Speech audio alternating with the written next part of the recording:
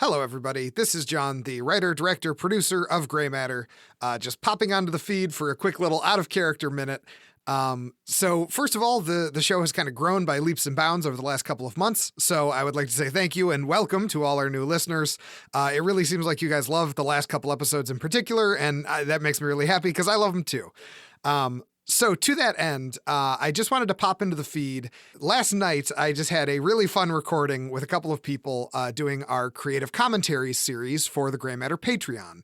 And these are basically like director's commentaries that we're doing of episodes of the show. So we are up to doing a commentary on episode 10, The Man in the Mustard Suit, based on Robert W. Chambers' The King in Yellow stories. For you cosmic horror aficionados out there, each of these creative commentaries is a behind-the-scenes discussion with me and at least one other person. We've just started doing 3-person records for these, which are very exciting, which is why I wanted to pop onto the feed and give you guys a little sample of our latest one. So I'm going to give you guys this little 15-minute preview of our commentary for our 10th episode, The Man in the Mustard Suit, which features me, our editor Jeff Lavin, and our actor Mark Bogomol discussing a whole ton of stuff. So if you guys like this sample, head over to our Patreon page. There will be a link in the description of this podcast. You can sign up for just $5 a month to support the show, and you have instant access to 10 creative commentaries in full, talking about the first 10 episodes of the show. There's new creative commentary every month. So if you guys like the show, please support us on Patreon. It really would help us. $5 a month. And there will be more fun stuff coming for the Patreon soon. I don't want to say too much. But in addition, if you like the show, you can also support us on the TeePublic page for the show, where you can buy a t-shirt of any of our episode thumbnails, the beautiful posters done by John Michael Marinell. And you can also buy shirts with the Gray Matter logo. You can buy shirts or magnets of any of our designs. They're all very cool. Now, if you can't support us through Patreon or TeePublic, which is totally fine, I value you as a listener much more than I need that $5. I would ask you to leave us a review on Apple Podcasts or whatever your podcatcher app of choice is. Apple Podcasts is the one that helps us the most. It'll help us in the rankings, which will help more people find the show. Anyway, I'll just leave you with this. You're going to be taken in right to the start of this creative commentary, so there's nothing you need to know going in. But I would advise, if you have not listened to The Man in the Mustard Suit, I would advise listening to that before you listen to this commentary, because obviously we're going to spoil the hell out of the episode. And again, if you like it, pop over to the Patreon. You can get 10 of these creative commentaries right away. The full episode that you're about to hear a sample of is up there right now. Check it out, guys, and I will talk to you again soon.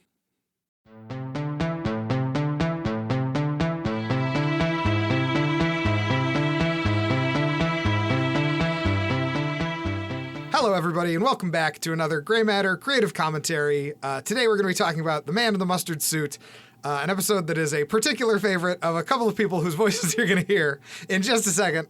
First of all, you know him, you love him, our editor, Jeff Lavin. Welcome back, Jeff. Hey, thanks for having me back. Absolutely. And this is a very special creative commentary because it's our first 3-person creative commentary. We're going to do a couple more of these if we can make the scheduling work out. But either way, you might know him from this show. You might know him as Detective Castiagne. You might know him as a bunch of different characters. And you might know him, most importantly, as a therapist who is eaten by a snail man in the first episode of the show. Mark Bogomol, welcome. Hey there. Thank you very much. I'm happy to be here. These creative commentaries, we're going to talk about the episode. We're going to go through it. We're going to talk about the kind of production side. I'm going to talk about some of the inspiration side. But before we get to any of that, I want to talk about the way that we all met, because there's some interesting backstory here. Oh, my. Yes. Yes. So, Jeff and I were working on a short film called The Lunatic, which is available now on YouTube if anybody wants to watch. I might include the link to it or not, depending on what my level of shame is when I post this. It's not a shameful short film. I think it turned out pretty good. Charming. I like it. Charming. I like it.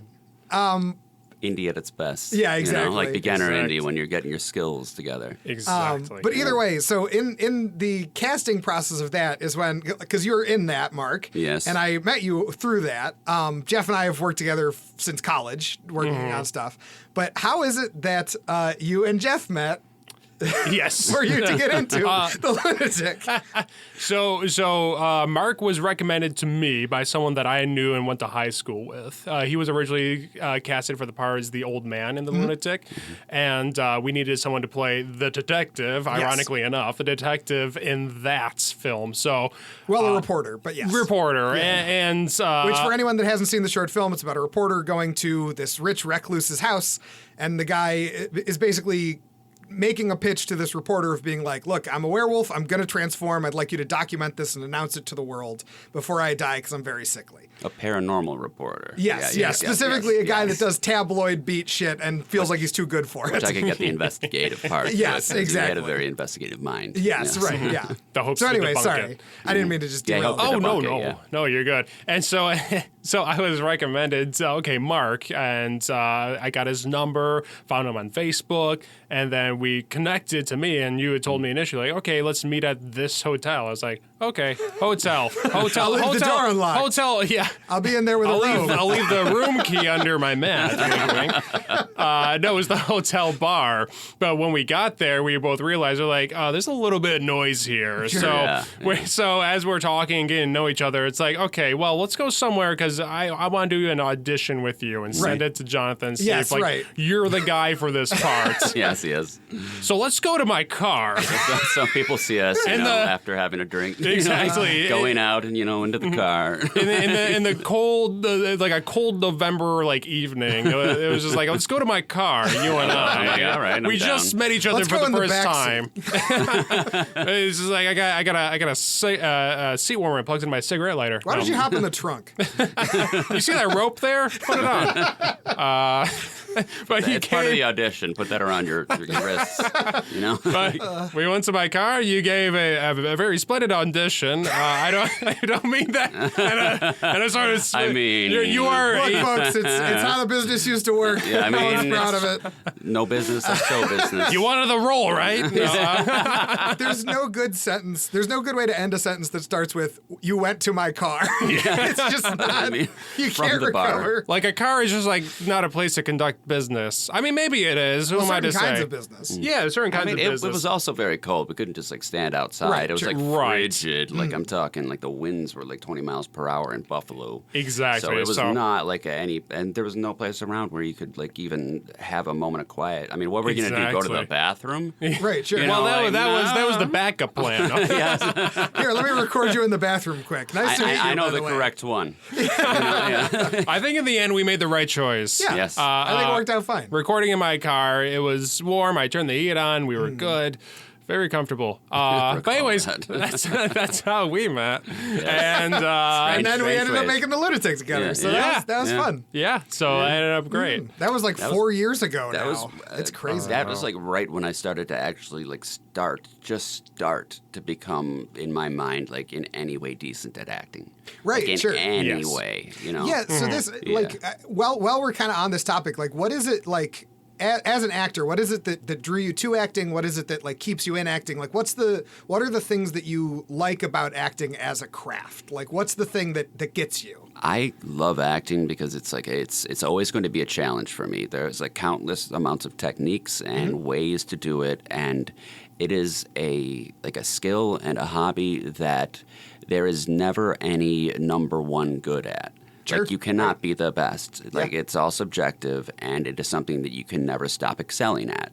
So it's kind of like a lot of different arts, like painting or whatnot.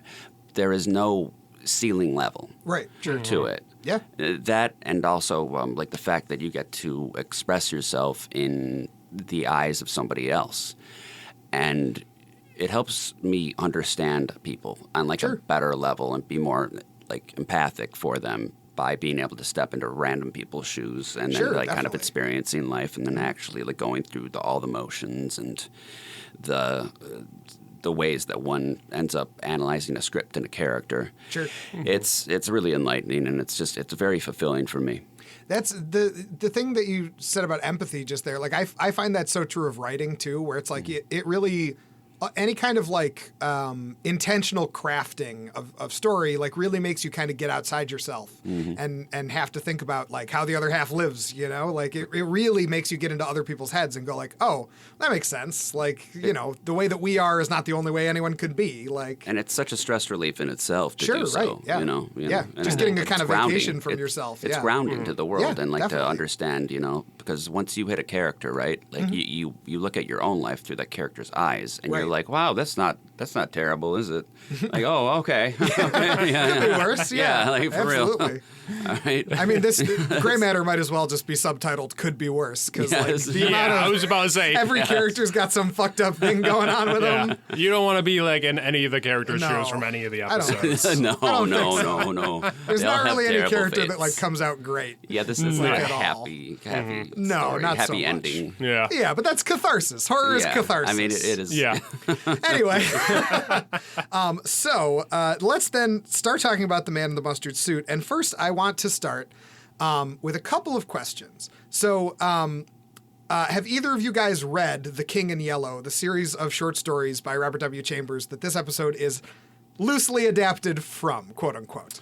I can't say that I have. I'm familiar with it, and you've brought it up to me before and discussed it with me. But Yes, I have 'cause I not, love it. Yeah, I have not fully read through any of it.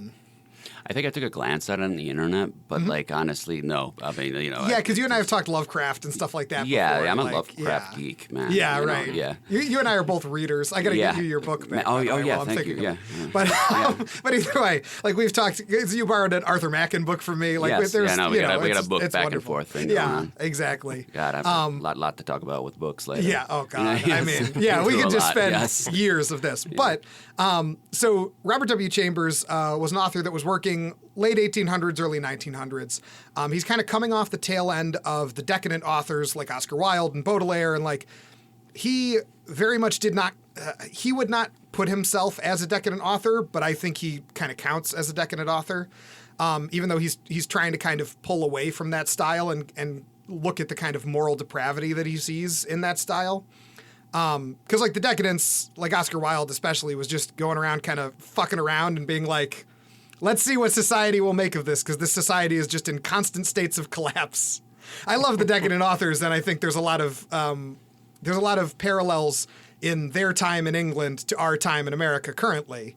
But Robert W. Chambers was actually an American author. A lot of the King in Yellow stories are set in New York City at the turn of the century. Which, for anyone that has not read The King in Yellow, it is a collection of 8 short stories and then a couple of poems. And the first half is basically the stuff that that weird fiction and horror authors like. Those are the horror ones, and then the second half is basically romances. But the first half, each of the stories has a totally different set of characters, a totally different circumstance, and the only thing that unites them all is that they're at some point in those stories, a character reads the play The King in Yellow. And from the point that they read The King in Yellow, shit gets weird. In one story, it's like a corpse coming back to life and stalking them. That's the yellow sign, which is what this episode is basically based on. That's more specifically. Although this uses character names from and situations from the other King in Yellow stories. There's one that is about a guy who is convinced he's about to become Emperor of America. That one's basically like early sci-fi, but it's early sci-fi where the whole time you're like, I don't think any of this is actually happening. I think this man is just unwell. And there's so much weird shit in The King in Yellow. If anyone out there listening has not read it, please check it out. It's public domain. You can find it anywhere. But if you're looking for a really nice edition of it, from, Arc Dream Publishing just put out a nice annotated edition of The King in Yellow. They're the people that do the Delta Green RPG, if anyone has heard of that. But this edition is gorgeous, and I love it, so everybody should check that out while it's still available, because it has a tendency to go out of print. Anyway, that's me on my soapbox. Buy books. Books are great. But so going into this, like, there's a degree to which I think The King in Yellow has been hugely influential.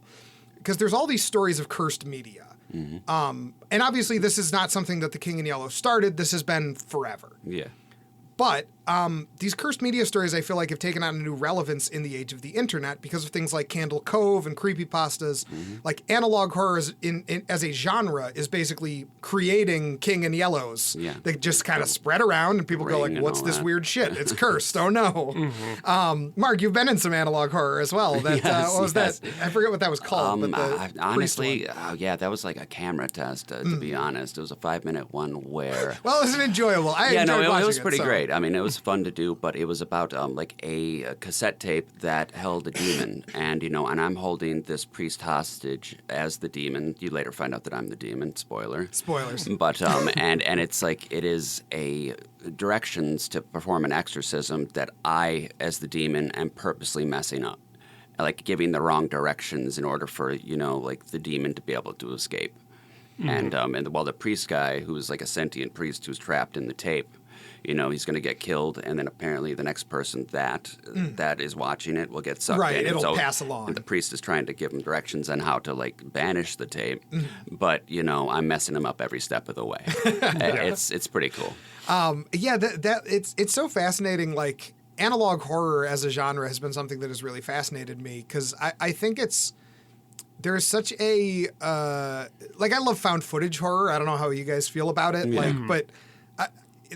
and I mean, we were kind of coming of age at a time when it was all over the fucking Super place. popular, yeah. So Blair we are Witch. like Yeah, Blair exactly Witch. the target audience. Very Yeah, pivotal. exactly. Yeah. Like so many of those things. And I still will just seek out weird found footage movies because there's something about it that really does get to you in a much more direct way. Like it gets past your kind of suspension of disbelief. And that's something that I really wanted to bring to this episode is I wanted this to feel like just some guy's case file on tape. Like he just doesn't like writing notes, so he records everything, and this has been assembled to try and make some sense of the case that led to his disappearance. And I think, like, as much as I wouldn't want to do exclusively found footage, it was really fun as like a subgenre to work in, and it's definitely something I think we're going to do in the future with Gray Matter as well. So let's get into then. You re-listened to the episode. Did you also re-listen to the episode, Mark? I did not re-listen Okay. to the episode. I could use a couple Sure. little pointers there. Yeah. So yeah. I've For done anybody that has- several. I've done several. I've done several. I do. No, I know. I remember it being my favorite, and I do recommend that one to most of the people. As the first one to do. And I feel like I'm constantly sending I you think I messages know which now, one it just is. being like, "Here's some weird shit." but I need to be sure. I don't want to Yeah. embarrass myself. So obviously, this episode follows Detective Castiagni. He is investigating a mysterious death that might be a suicide, might not be a suicide, but Oh. the body. There Yeah, you you go. can keep going though. You can keep going though. Yes. But Castiagni, the body that he is responding to, he has seen the previous night on a mysterious late night talk show called The Yellow Yes, Hour. I thought but he so. cannot- Okay, Yes. okay. No, I love this one so much. It'd I be love so this great one if it was so just a much. different episode. you No, were it's thinking of. yes. I- No, but I love this one. It's the best. Like honestly, I do love the premise of it. It's great. It's one of the few episodes that I listen to for pleasure, and Sure. I've spent hours editing it. So, like, Yes, as an yeah. editor, like, I hear episodes repeatedly over and over again Yes. because I'm constantly going over it with loops to Mm-hmm. correct it. But this is the one episode that I just go to out of a whim to, like, re-listen to again because it's one of my top favorites in terms of, like, everything from the production to your writing to the editing style. Just everything about this episode just came together so nicely.